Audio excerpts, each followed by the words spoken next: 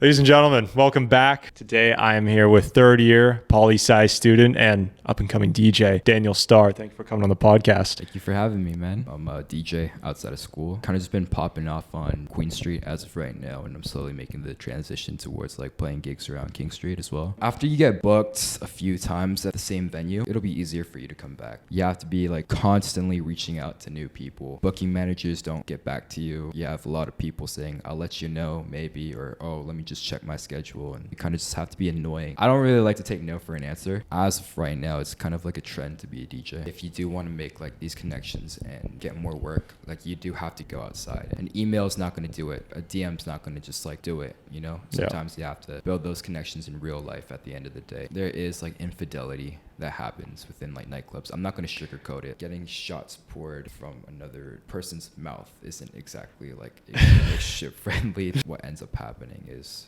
like there's cheating involved. Ladies and gentlemen, welcome back to the VoV podcast, Voices of Vic. Today I am here with third year poli-sci student and up and coming DJ. It's going to be a big name soon, Daniel Starr. Thank you for coming on the podcast. Thank you for having me, man. Now, Starr, is that your real last name? Is that a stage name? Because that's probably the most perfect last name to have as a DJ. Okay, so Daniel's like, so for context, I'm like Korean, so I don't know if you've noticed with like a lot of like Asians on campus, but we have like fake names, I guess, or nicknames, right? I grew up here, so Daniel kind of just stuck. Yeah. I had that pretty much like growing up my whole entire life, and then just Star comes from like a translation of my Korean name. Yeah. So I just grabbed like my English name, and then my Korean name, or a part of my Korean name. I kind of just like put it together, and I was like, Daniel Starr. I was like, that's awesome. That sounds perfect. Cool, low key. So I just ran with that. Absolutely. So I actually didn't know this about Koreans. Is it specifically Koreans having fake names? No, I've met a few international students, and this was like back in Scarborough in first year. I met this international student, and his name was Kendrick Lamar, bro. Like, I kid you not, bro. He just ran with that. I was like, oh god, this guy's name's Kendrick then. That's awesome. Yeah, no. We've had a few international students who have the same first name as their last name, at least here.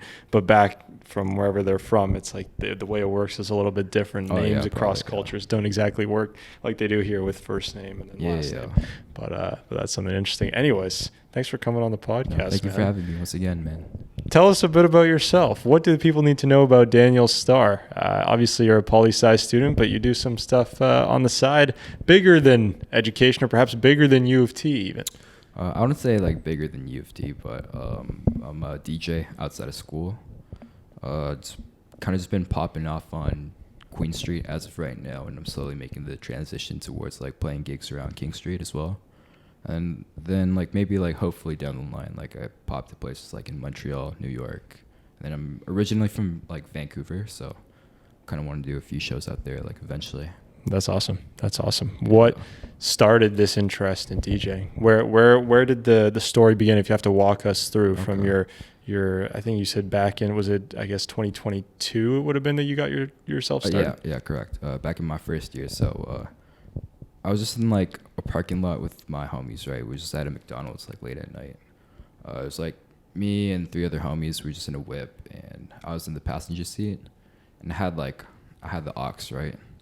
And then so I was just on my Spotify, and I was just like playing music, right?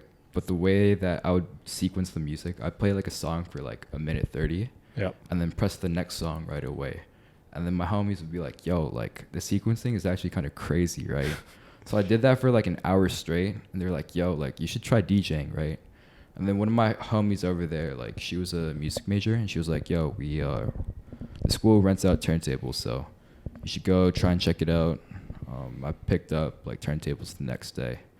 I downloaded the software. It's called like Record Box. There's like a few, but I chose that as my like preference. And then the first day where I picked up the turntables, I was like, fell in love with it, because like the whole entire night, I spent the whole entire night like DJing. Yeah. So I came back home like 8 p.m. and then I hear my alarm go off, and I'm like, oh damn, like I didn't even notice like the sun's up and everything. So I spent the whole entire night like DJing, and from there I was like, okay, like I want to do this right here for sure. Yeah, absolutely. Yeah. Now people when they want to get their self started into, whether it be a new hobby or a new venture, perhaps a new career path, it's hard for them to stick with it.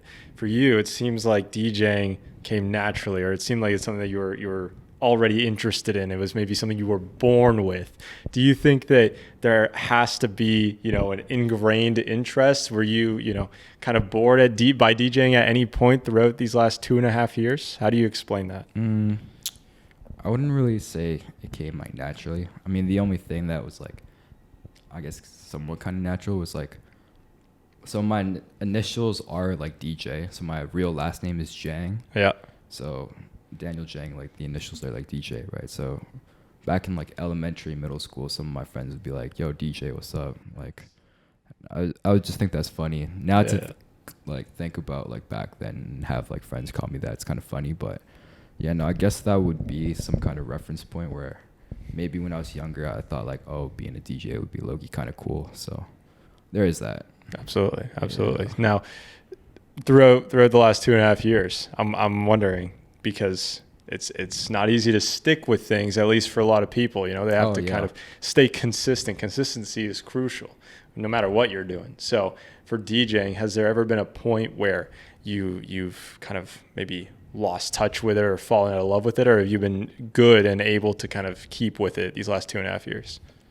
Ooh, all right. I would say there's like different points of like consistency. Yeah. And there's like a reason why I'm going to say that. So you kind of have to be consistent with like practicing. That's kind of just like one area of where you have to be consistent with it. And then the other part where you kind of have to be consistent with it is like networking. Yeah. Why that matters is because like if you're not really networking, like you're not really getting booked for like venues or shows or playing in front of a crowd of people, which is why, or one of the reasons why you DJ, right? So you kind of have to be like, you kind of have to set up a system where, you're A, practicing back home or in the studio, or B, like you're constantly out, like putting yourself out there, walking up to venues, shaking hands, all that whatnot. So absolutely. Yeah. Which of those two has been a bigger struggle? I like starting off with the challenges, because we hear a lot about the bright sides of the stories of the careers. It's most of the time it's just shit and a few peak moments that make you feel great, and it's always worth those peak moments. So like what's been harder to do? Ooh, I would say, all right, I'm speaking personally for me right now. Yeah. I'd say more so like the networking part, because like after you get booked a few times at the same venue, like it'll be easier for you to come back, and usually you'll get scheduled like once or twice, if you're lucky, maybe 3 or 4 times a month. But otherwise, like you have to be like constantly reaching out to new people, setting new things up, and the challenges are like booking managers don't get back to you. You have a lot of people saying, "I'll let you know maybe," or "Oh, let me just check my schedule," and I'll never get back to you. And so you kind of just have to be annoying. I don't really like to take no for an answer. Yeah. And like, if people say like, usually I know like I'll let you know usually means no, right? Yeah. But the fact that you didn't say no, like I'm just gonna keep like asking until like it's a definitive like yes or no. Until it's in all caps. F off. No, yeah, exactly, yeah. So, I mean, for the most part, it's worked out to my favor so far. So, That's good. Yeah. Other challenges are, I guess, like making mistakes along the way as well too. Mm-hmm. Like, I fucked up my gig, like my first gigs, like so badly. Like, it's kind of funny now because I guess I'm kind of a resident there. But my first gig at this one venue, it's called AMPM actually. It's like a predominantly like Asian Canadian like club. But I had this opener set with like 2 of the biggest like Toronto DJs. So I got to the venue. My laptop didn't have the right firmware for the equipment. My USB was like corrupted, and I just had so many technical difficulties. I was like, damn, like I'm definitely not getting a gig back here. But luckily, this was just like 1 in a million. But the venue owners happened to be very like nice people. So I was able to. They low-key did believe in me as well too. They're like, okay, there's something about this kid that we want to work, invest, and develop with this kid. So luckily, yo, Cameron and Benny and Tracy, if you're watching this, like, shout out you guys for real. I fucking love you guys. There you go. But yeah, absolutely. no. Other challenges as well too is like, if you start to make money off of it, there's actually so many different things I didn't like think of until now. But all right, when it comes down to the money side of things as well too, like, you kind of have to chase certain like venue people down for your like cash and everything. Yeah. And you have to hit them up like constantly. I find that venues that happen to do that aren't exactly like great venues in the first place, but I'm not going to say any names, but there is that challenge as well. And then another challenge could be like, I guess the competition of it, because right now there's like more DJs than there are like venues right now. And I feel like as of right now, it's kind of like a trend to be a DJ. Like, I know a lot of the fraternities around here, they have a lot of DJs, right? But now let's say, they're thinking like, oh yeah, I want to take this like seriously and take it to the next level. Then you're competing with a bunch of like other up and coming guys that are like, yo, I'm trying to do this venue, I'll do it for free, yada yada yada, all that whatnot. So there's like a very competitive nature to the environment, I would say, like I'm working in right now. Yeah, absolutely. You say DJing is trending. Why do you think it's trending right now? Why is it a bigger thing? Because I'm trying to think. I interviewed, I think you might be the second DJ. I'm trying to think if we've had more, maybe third. But yeah, I did an interview with a big DJ, at least at U of T. His name's Razak Noorani. Oh, okay. Do you know? Yeah. So I don't know him personally. Not personally. You've heard of him. Yeah, he's great. And that's something that, I mean, he didn't really touch on as much was the competition side of it, but maybe because he's further along in his DJing journey than you, so he doesn't need to perhaps, I guess, deal with that starting grind. Obviously, if we went back to when he started, it was a bit more of a challenge. Like, it's really scrappy when you're first getting started out, but once you win, the winner circle is pretty. There's a lot more space. You have a lot more freedom. The pool difference between like DJs that have already like made like objectively made it, and DJs that are still coming up, there's like a huge difference. So with Raz, like specifically, what I personally think as a DJ that pushed him was he had this song or this edit or transition that went viral. Yeah. And I'm pretty sure like, I think Chainsmokers or like Martin Garrix, one of the two, like I can't remember, like used it at a festival as well too. And his song or that transition went viral on TikTok. So he was able to get a huge following out of that as well too. And I'm pretty sure he's been doing it for like a hot minute as well too. So absolutely. Like for what I know, he's been pretty consistent with it.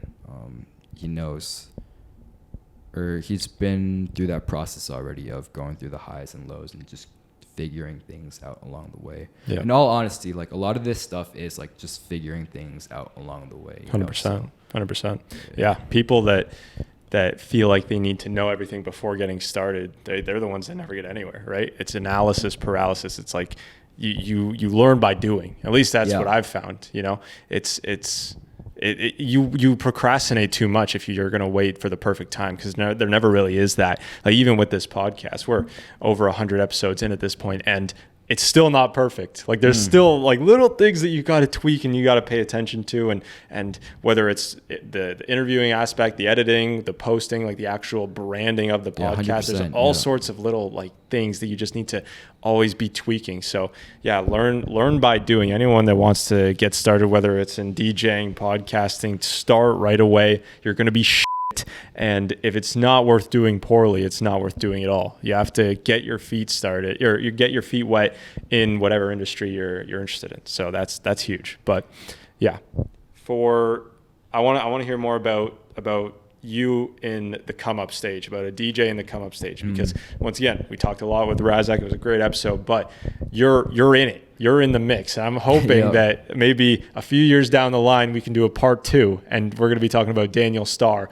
who's a star in the DJ space. And then you'll be, given those higher level analysis. But right now, just like on the come up, what's the, I guess, more of the battles that you kind of have to fight and that, are going to test you as you move along here? Okay, got you. So I had a very unique kind of come up, but do you want to speak on, like, should I speak on mine specifically? Yeah, absolutely. So as of right now, I'm just going to kind of just talk about my stuff and then compare to what other DJs are doing or up and coming DJs are doing. So I'm just going to talk about like the very, very beginning, and this is towards like the steps of like getting booked and actually making money off of it. But so usually, like, considering the fact that TikTok is like one of the number one like social media platforms right now, and considering like TikTok is very like music oriented, a lot of DJs or starting DJs will post their like transitions on TikTok. Yeah. And they'll kind of just develop a following, and then they'll create like a hour-long mix, right? And so from there, they'll kind of just like send that out to venues and just be like, hey, my name is so-and-so. I'd love to DJ at your establishment. And here's a mix that I've done. And then they'll send it out to venues or walk in person, or they'll know somebody that knows somebody that runs the venue or a house party or whatever, right? What I did personally was I didn't post any of the content at all, like the TikToks or none of that.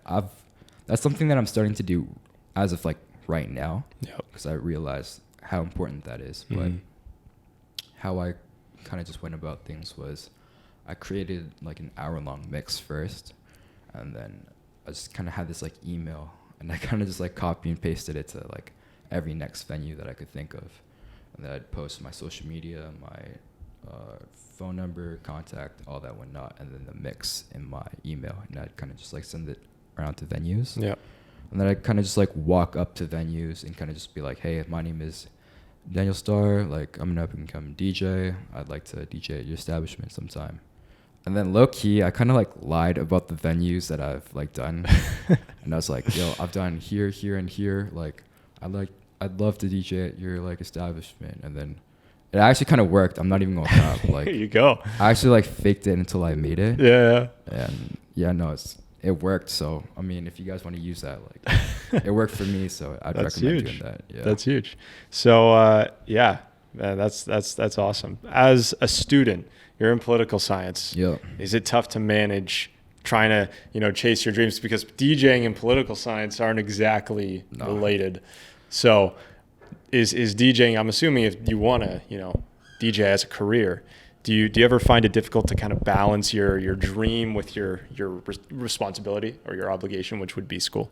Ooh, okay. So later down the line, I've actually know a few DJs that are like in-house like lawyers as well too. Oh wow. So I know that it's like possible. I know it's going to be very time consuming, and I know that they're like very precise about how they use their time as well. So I know that it's difficult, but it's not impossible either, right? So I think that's something that I do later on want to consider. However, right now as a student, like, all right, me personally, I'm not very precise with my time. Yeah. I could be definitely like better with it, but it's hard, bro. Like managing like a full course load with like doing like 2-3 gigs like a week is like pretty tough. Absolutely. Because with like school, like you're doing like notes and readings like every day almost. Yeah. Except for like the weekends, depending on like what your classes are or what your course load is, right? And then you're doing like, so outside from school, when you're DJing, right? Like, depending on what kind of DJ you are, like you're in the studio, like practicing your mixes, thinking of something new to make, or I mean, there's like a lot of different things that take up like a DJ's time. It's not just like the practicing part, but like the networking aspect of it. Yeah. And there's like a business aspect of it as well too. So you kind of just have to like try your best to allocate your time to everything. So absolutely. And there's no limit on it either. At least with school, you can kind of, restrain yourself to, I have 5 courses. I have to do this many assignments per week. Yep. There's a list of the things you need to complete. When it comes to entrepreneurship or DJing or trying to build your own brand, there's no limit. Like you can grow as fast as you want to grow. You can work as much as you want to work. It's like 2 to 3 gigs a week, sure, but it's like you can shake 5 hands this week, you can shake 50. It's like there's nothing stopping you from meeting more people or growing faster. Yeah. So that's also like kind of an interesting element to it there. It's like it's not like you can just get DJing done with. It's like everything else that's taking up your time is stopping you from getting further along in your path, which is at least with something like the podcast is something that I've also found very interesting to manage. I wouldn't say difficult or anything. It's just been a fun challenge. Yeah, absolutely.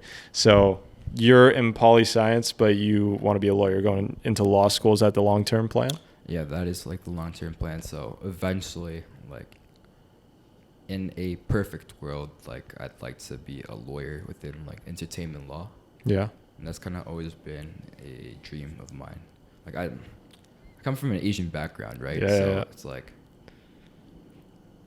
I want to be a lawyer by choice, right? But if I do want to practice law, like I want to practice in an area where like I actually enjoy it, right? That's awesome. Yeah, yeah.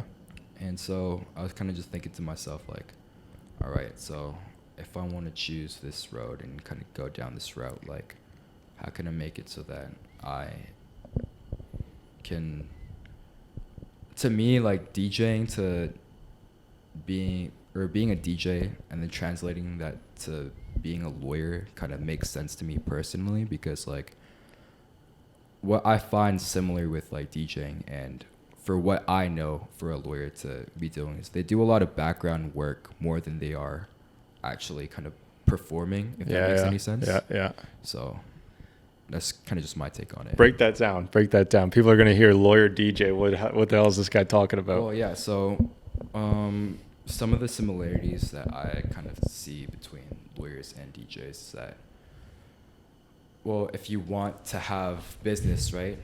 Like they're both service jobs at the end of the day, right? So in order to provide a service, you need clients, right? How are you going to find clients? Well, you have to go outside and network and market and build a brand of, these are the type of services that I provide. Yep. This is how many cases or gigs that I've done. These are the type of gigs or cases that I've done, right? And then kind of just marketing that around. And then outside from that as well too, like you're constantly like learning something new, and you're trying to figure out, okay, like from everything that I've learned so far, how can I apply it to this, right? And that's not the only part where I find like similarities. Like each court case that you handle is going to be completely different from the previous and the case after as well too, right? I kind of find the same thing with like DJ gigs as well too. Like certain crowds are going to be similar, but they're never going to be the same, right? If you get what I'm saying. So, yeah. Those are kind of just the similarities. Absolutely.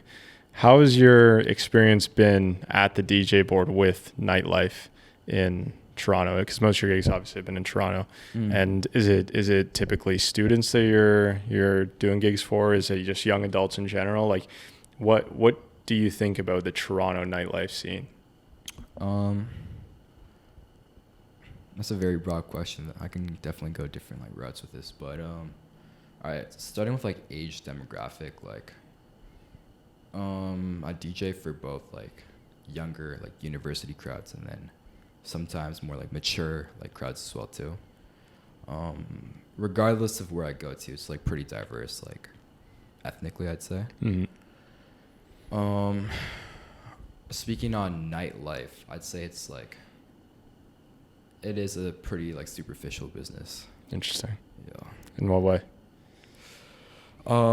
Let's get into it. Come on, we're here with Daniel Starr, ladies and gentlemen. There's like two different reasons why I'd say like it's superficial. One, it's like at the end of the day, it is nightlife, right? So, as a DJ, from a DJ standpoint, like, you're not only providing your music services, but like you're also selling like alcohol as well too, right? And nightclubs are based around like alcohol and hookup culture as well too. Yep. And then when you're trying to get booked as well, like you have to have.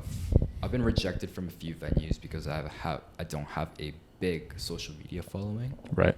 So there's that aspect of it as well. And then Ladies and gentlemen, go follow him. What's your Instagram? as DVNIEL star. So Pop it up on the screen. yeah, There you go. Appreciate that. Get some more followers, hopefully. Yeah, no. It is a superficial business. Like it revolves around alcohol and hookup culture at the end of the day. So Yeah, yeah. Is that a culture that, as the DJ, this is something I also asked Razak, do you participate in that culture as kind of the I'd say it's like the producer of the night almost? Is that something that you try to stay clean of? Do you like the fun aspect of it as well? What do you think on that? I'd say like sometimes I do, sometimes I don't. Like when as a DJ, if you do want to make like these connections and get more work, like you do have to go out to get gigs through either booking managers, the owners, or promoters, right? Yeah. And so to build those connections, like you have to go outside and do that. Like an email is not going to do it sometimes, or a DM's not going to just like do it. Sometimes you have to build those connections in real life at the end of the day. And Absolutely. you actually, if you want to DJ or get a booking at a club or a bar that you want to, sometimes you have to show up in person and just build those relationships. So there's a lot of going out involved. And that way, I'd say that's how I participate in nightlife. As far as like the hookup culture, I have a girlfriend, so like chilling with that aspect of it. And then while you're actually DJing, like you're not really drinking too much, or I'm just speaking for myself, but I don't really like to touch any substances or drink just because like there's a lot of things that can go wrong. And I personally like to be like consciously like aware of everything that's happening. So just in case like if a chord is like all of a sudden like falls out and the music stops, like I want to be able to fix it as soon as possible, right?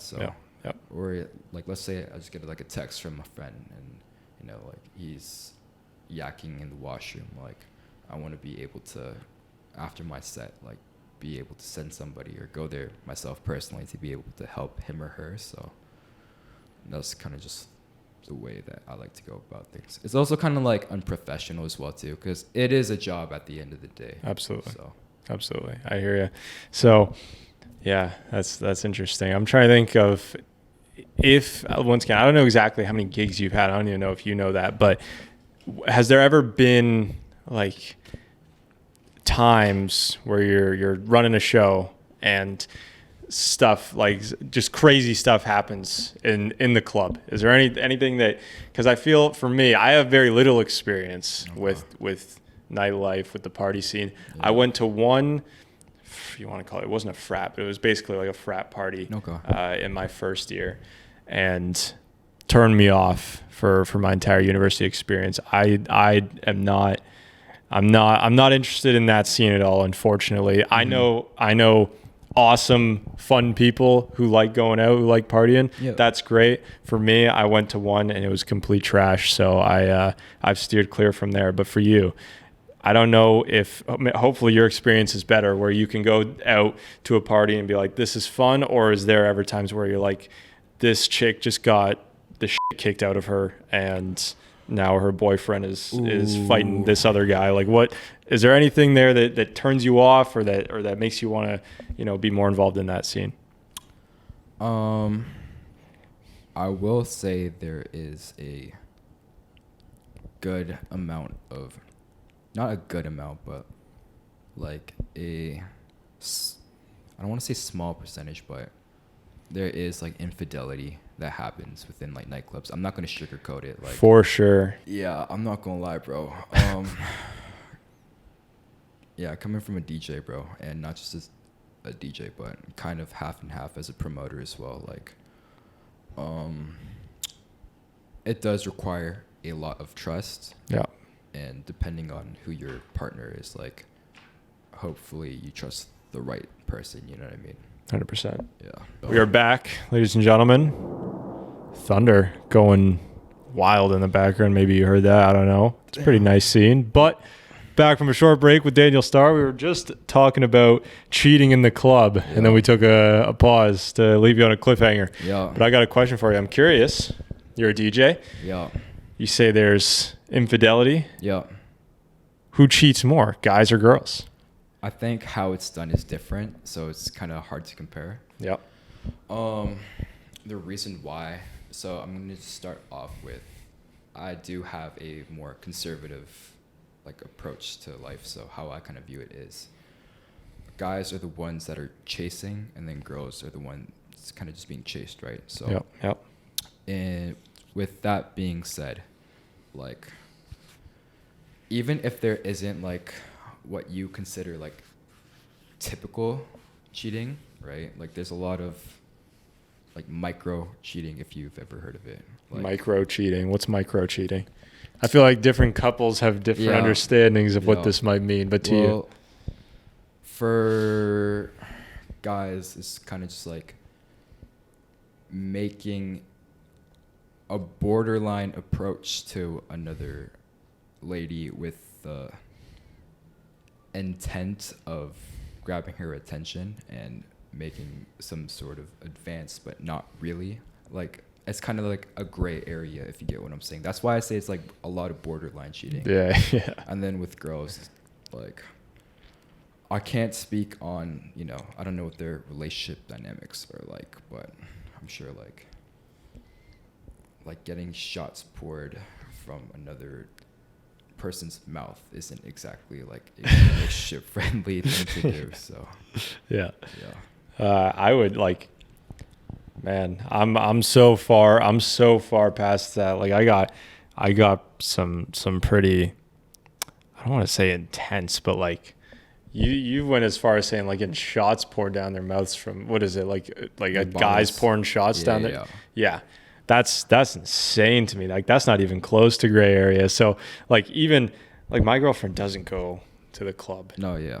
At all, ever. That's like perfect, great. Because I don't either. It's not like I'm holding a double standard or anything. But man, like, I see some of these guys, like, I don't know, man, like letting their girlfriends go party with their other friends. Thinking that it's going to be completely fine when she's dressing better to go out to a club without you than she is to go on a date with you. That should be an immediate red flag. I don't know why. I've heard like so many. I don't know why guys stay in these relationships. I'm not going to generalize, but neither am I going to drop names, but I've seen in some scenarios where a guy has, or a close friend or acquaintance has brought that up, and usually like what ends up happening is like there's cheating involved like later down the road. I'm not going to generalize, but I've seen like a pattern of that happening. Absolutely. So. That seems incredibly obvious to me. And I don't know if I believe this or not, but I'm just going to say it. I'll ask you, how much of cheating do you blame on each party? Like, because there will be people who say, especially, I feel like I hear it more from girls, but I feel like I hear girls complain that if a girl cheats on a guy, it's because the guy's not fulfilling her needs. But if a guy cheats on a girl, it's because the guy's a terrible person. Like, I do think it's obviously not 100-0. I do think there is a bit of blame on both sides. Yeah. Obviously, the cheater is the one that did something wrong. I think they take most of the blame. They shouldn't be so cowardly. And if they want to cheat or if they want to be with someone else, just break it off with this other person. Yeah. But yeah, what do you think that split is? How much blame do you place on the person getting cheated on?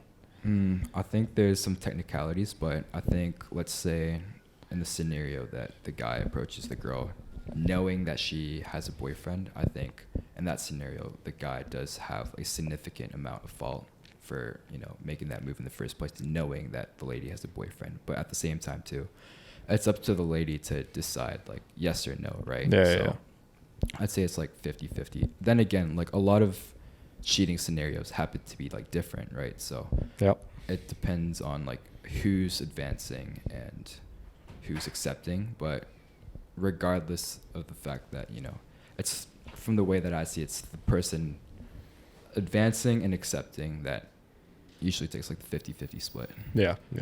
And I heard something that's actually very interesting about cheating, and it's the post infidelity or post cheating reactions of men versus women. So when a man cheats on his girlfriend, he actually becomes way nicer to his girlfriend because he feels, oh, this poor thing, if she knew what was happening behind her back, she would be heartbroken. I need to make sure to be a lot better. I'll be nicer.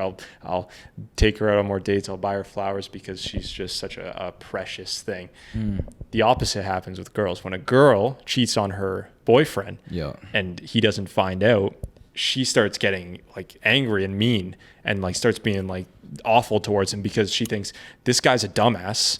Why am I in this situation? Why am I with this guy who's so completely oblivious that I'm with another man behind his back? And she gets like nasty with him. It's very interesting. So you can really, I guess, pay attention for those cues in a relationship when that happens. But yeah, like I think I was talking about with my grandma the other day, the most important thing in a relationship is trust. And sometimes maybe I take it for granted, but like when there's any sense, like even a 1% chance that you might think your partner's cheating on, maybe I shouldn't say 1%, because obviously sometimes people get like concerned over nothing, and it's like, you know, everyone has natural worries, but like I don't know. I don't know if I'd be able to keep up with some of these club chicks. It seems a little crazy. Yeah, well, at the end of the day, if you're choosing to date or meet somebody within that kind of setting, you kind of do run a higher risk of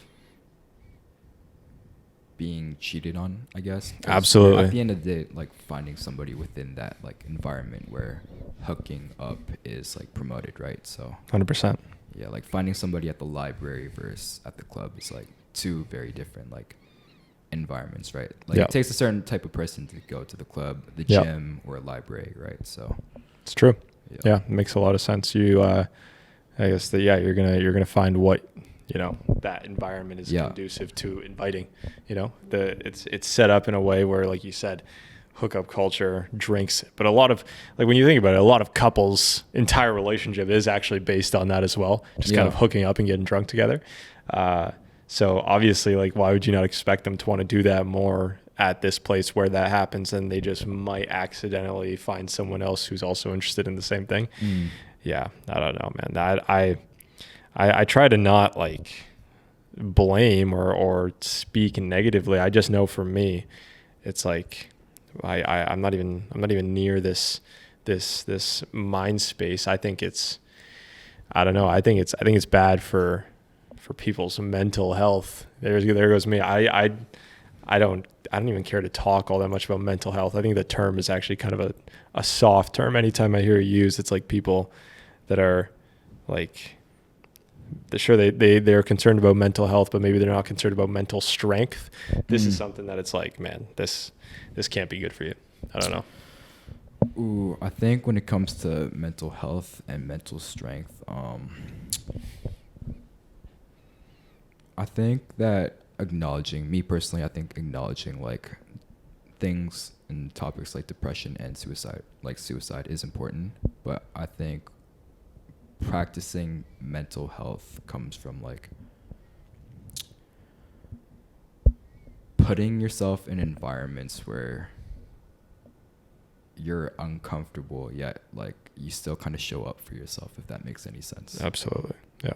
You know, and I think me personally, like nowadays with the amount of instant gratification that's going on, it's kind of harder to build mental strength, which is why like I feel like our generation suffers from depression, anxiety, and suicide.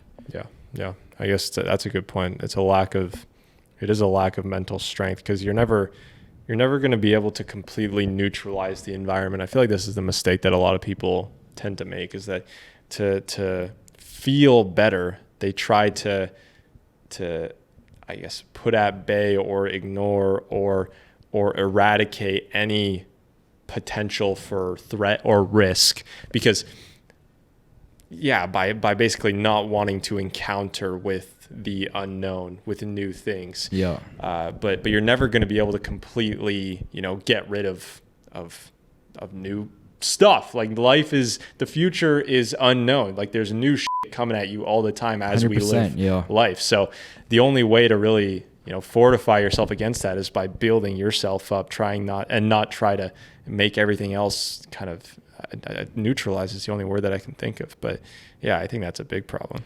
Yeah, no, I think one way like people can build like mental strength is kind of just like developing smaller habits and keeping promises like to yourself at the end of the day. Like, Absolutely. I feel like with social media and the culture that we live in today, there's like a lot of people pleasing going on, and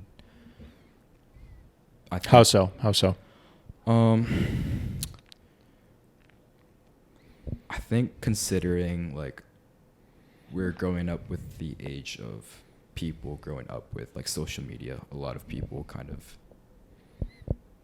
compared to other generations, have cared about like their perception of themselves with others.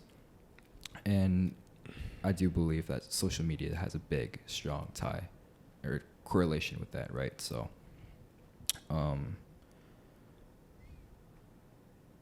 like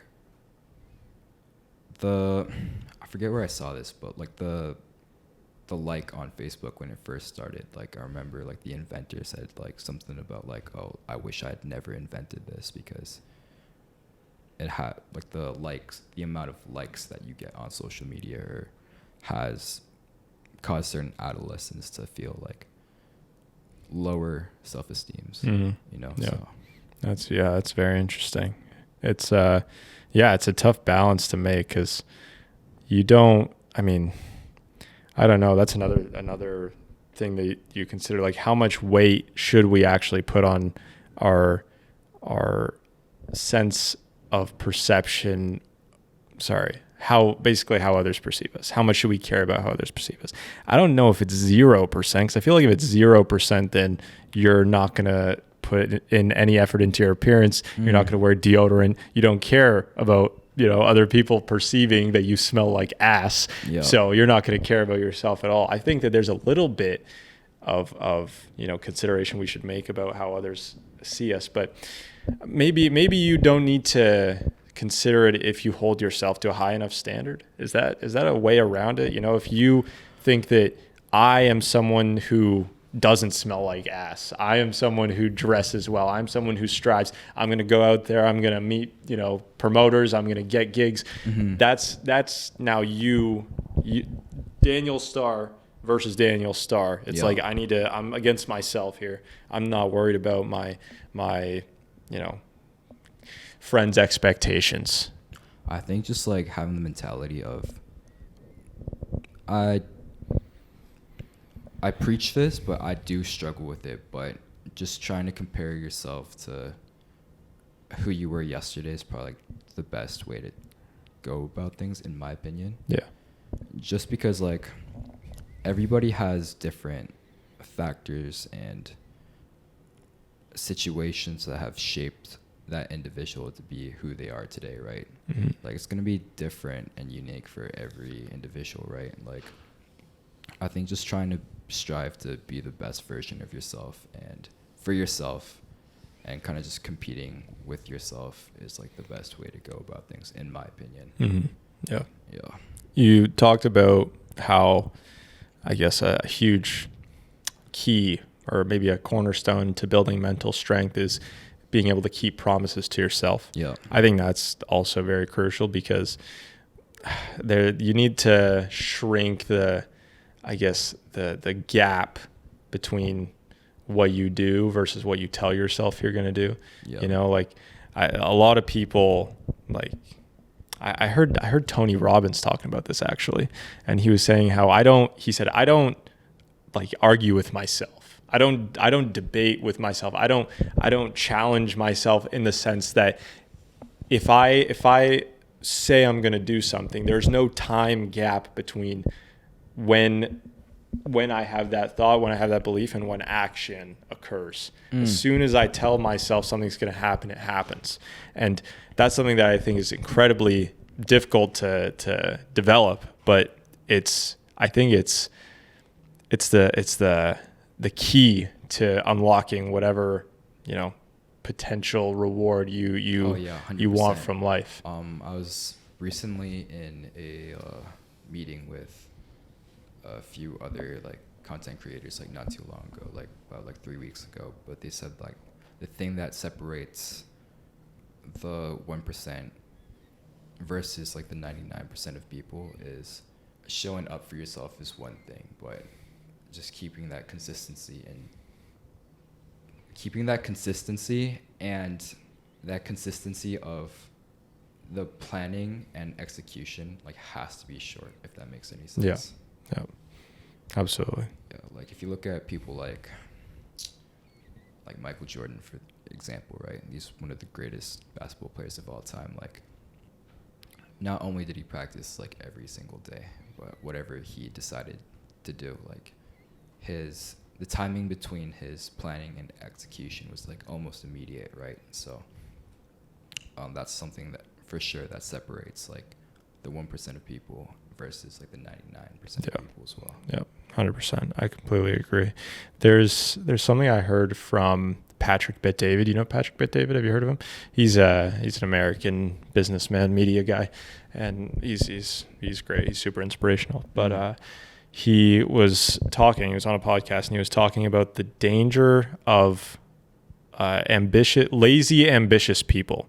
So people who want great things from life. You heard that before? Yeah. People who want big things from life, but don't have the work ethic to actually achieve them. So I think if I can sum up the story he was trying to paint from that is, as we were saying, you tell yourself you're going to do something, then you fail to achieve because you're being lazy, because let's say you don't show up for yourself.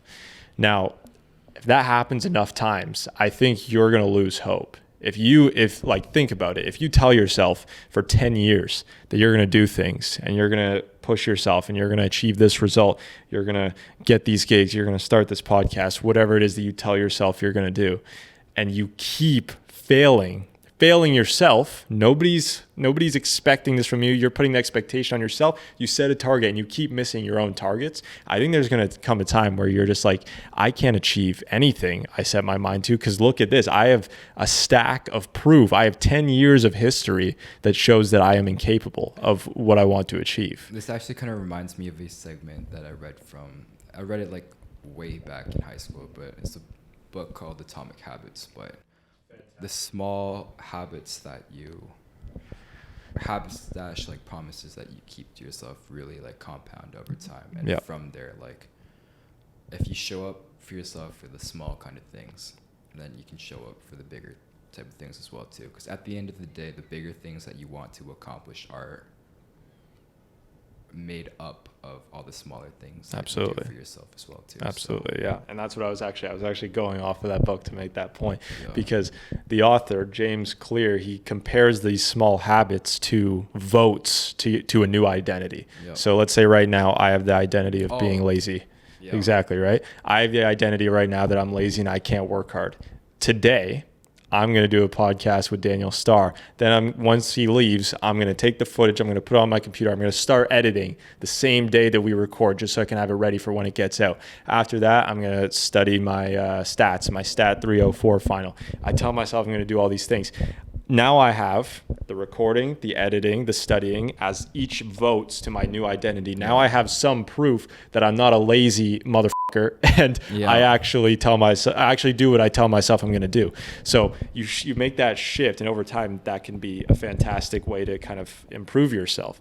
But with the problem with these lazy, ambitious people, if you have 10 years of evidence that you can't do anything, what they resort to is, instead of trying to, climb and reach the heights by walking up the ladder, they pull everyone else down. So it can be a very destructive thing for people out there who have huge goals. Because once again, we were talking about it off camera. Before you continue, like I'm actually like very impressed with your like different pockets of knowledge, dude. Like it's actually kind of crazy, bro. Thank you, bro. I appreciate it. I'm very like impressed, bro. Like I did not think that you would like reference that book. Like, that's crazy, bro. It's a great book. It's a fantastic book. I read it in summer of 2023, bro, so about 2 years ago. You're the right person to like run a podcast, bro. I appreciate it. That's a fantastic compliment. But yeah, lazy, ambitious people. We were talking off camera right before we started the episode about how, you know, we like talking to people who are also, you know, trying to make a name for themselves, entrepreneurs, people that are in that space that, you know, really want to get far. As much as we relate to them at this point, we're young. We're 20. How old are you? 20? I'm 21. You're 21. I'm 21 as well. So we're 21 years old. We don't have, you know, I don't think at least that we have had enough time to really, you know, give up on ourselves yet. You know, our whole lives are ahead of us. Exactly. Yeah. So if it's a dangerous though, because if there are people who are lazy at 21 and don't change anything and are 31 and still have achieved nothing, you could become a very destructive person, and you could give up on life, and you could think the only way to get to where I want to be is by pulling everyone else down so I can be first. I think also like a huge significant factor of what really shapes that as well too is like the people that you choose to surround yourself with. Like this is also another segment from Atomic Habits as well too, but yeah, it sounds so like motivational TikTok, whatever, but you do at the end of the day become like the 4 or 5 people that you decide to hang around with. Yeah. So that does play like a huge significant part, because you're going to have different conversations about different attitudes, values, morals, habits with these same 4 or 5, you know, groups of people, right? You're going to share similar interests, similar hobbies, and all that whatnot. So if you're around people that are just like messing around, you're going to be like the 6th person. Yeah. To mess around. If you're around like 5 other people that are like performing well in whatever kind of field that they're in, like you're gonna be the 6th best performer in whatever you choose to be in, you know. Absolutely. For you, have you been able to kind of curate your own circle? Is that something that you think about, maybe whether it's other DJs or other, you know, entrepreneurs of that sort? Yeah, so as of right now, my friend group, I'd say for the most part, like majority of my friends are high performing or very disciplined in That's good. what they choose to do. And then with the DJs that I surround myself with, they're mainly older DJs that have been in the game for longer than I have, and probably before I was even born. But yeah, no, they have systems in place where they show up for themselves. They have these routines. They have these ideas, habits, and their execution time between an idea and actually turning that into reality is almost immediate. So I'd personally like to say, or personally think, that I'm slowly starting to develop the same habits that they are. That's awesome.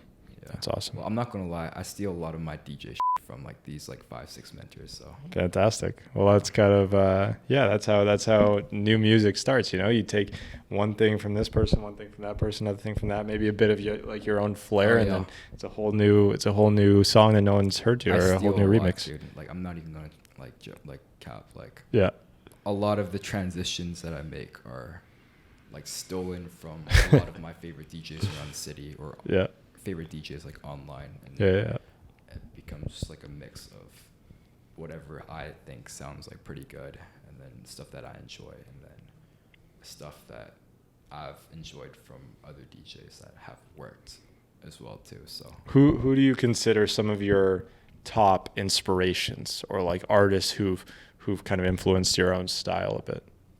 Ooh, okay. Is there anyone you can name? Yeah, there's actually a few in the city.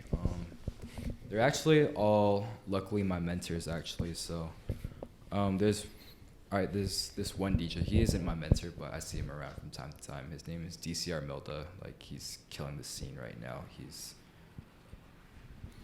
doing everything right that any DJ like aspires to be, I feel like, in the city.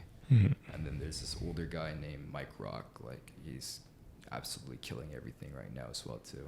Definitely one of the OGs in the game. And then my mentor is Michelle Brack, and then ESP as well too. If you guys are watching this, shout out all you guys for real. Yeah, and then I kind of just like take inspiration from people that aren't too older than me, like 4 or 5 years older, and then I kind of just after I'm done playing, I'll kind of just like watch how they're playing as well too, and how they go about things as well. And if I like it, or if it works, like I steal it as well too. So Or I steal it and make it my own. It's like one of the two. That's huge. Yeah. You have you're finishing your third year. Will you be graduating next year then? No. So I'm actually taking a big risk actually. So I'm planning to work a 16-month internship, and while I do that, I'm planning to go as far as I can with the DJing stuff. So fantastic. That includes like social media, producing my own music as well, getting more bookings, and hopefully more traveling as well too with it. Awesome. Tell me more about the internship. Tell me more about this. You have you said 16 months?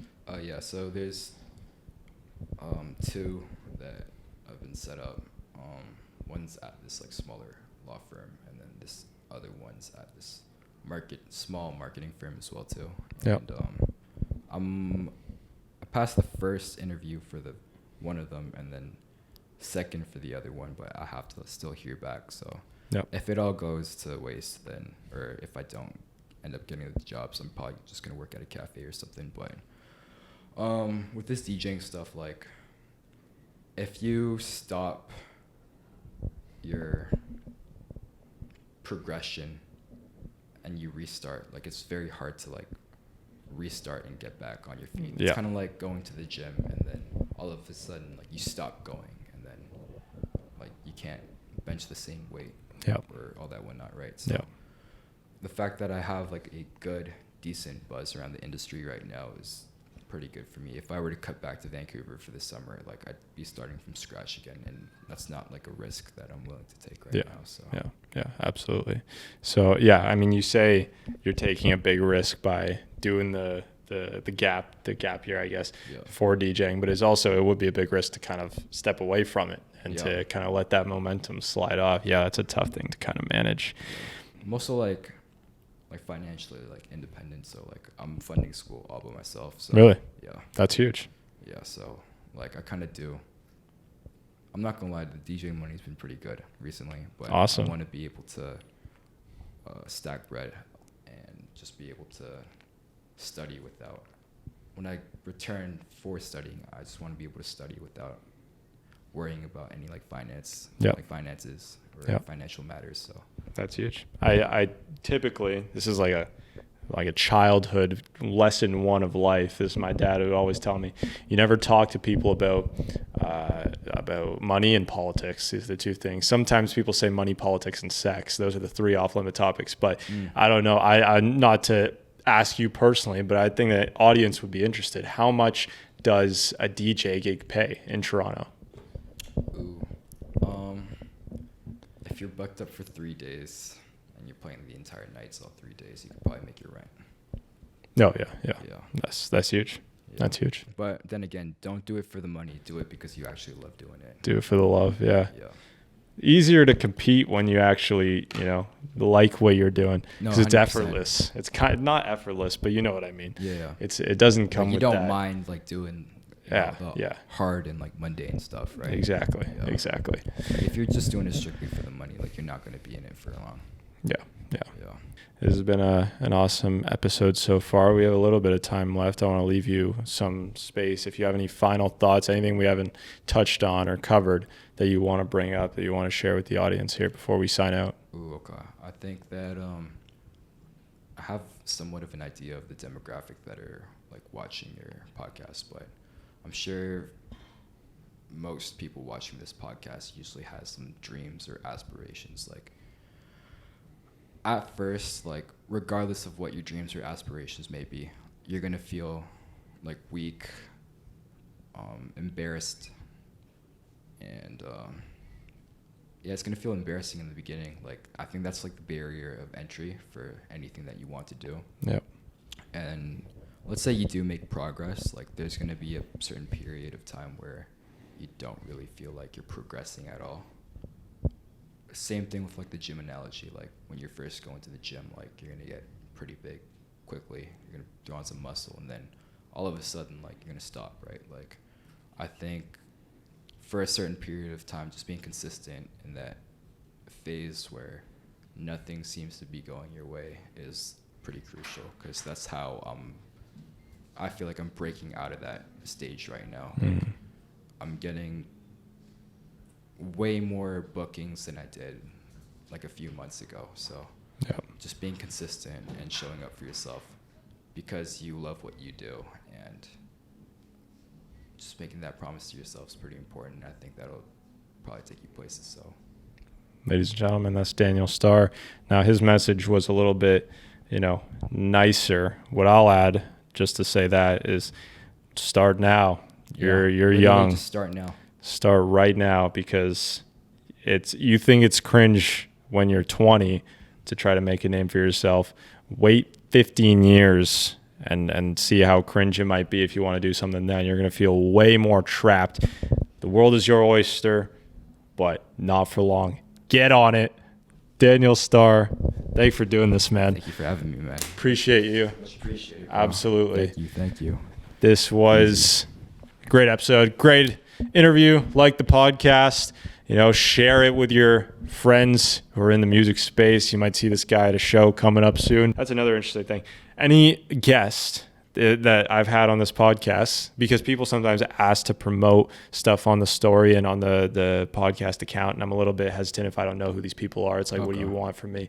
And like, I don't sell, like, I don't like sell reposts or anything. I don't charge anybody. Gotcha. But like for guests, like anytime they want to promote anything, it's like immediately, you helped me, you were on this podcast, that's great. I appreciate that a ton. So when you have shows, you send them to me, I'll post them on the story. Hopefully some students can come out. But sometimes people will, like, we've had it in the past. I won't get out. I'll tell you off camera. We'll talk about that. Anyways, Daniel Starr, thank you for coming on the podcast. Thank Everybody, you so thank you much for watching. Thank you for listening.